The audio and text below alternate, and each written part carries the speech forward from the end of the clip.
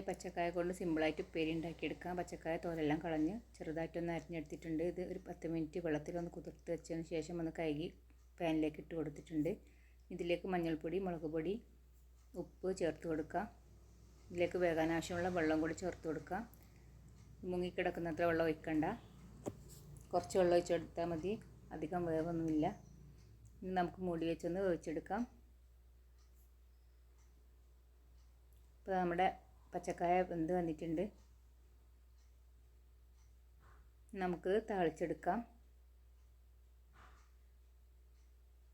ഇനി ചൂടായ ഒരു പാനിലേക്ക് വെളിച്ചെണ്ണ ഒഴിച്ചു കൊടുത്തു, കടുകിട്ടു. കടുക് പൊട്ടിയതിന് ശേഷം ഒരു 8-10 വെളുത്തുള്ളി ചെറുതായിട്ട് അരിഞ്ഞതും ചേർത്ത് കൊടുക്കാം. അതൊന്ന് മൂപ്പിച്ചതിന് ശേഷം ചെറിയുള്ളി, പച്ചമുളക്, ചെറിയുള്ളി, വറ്റൽമുളക്, കറിവേപ്പില കൂടി ഇട്ട് കൊടുക്കാം. നന്നായിട്ടൊന്ന് മുരിയിപ്പിച്ചെടുക്കാം.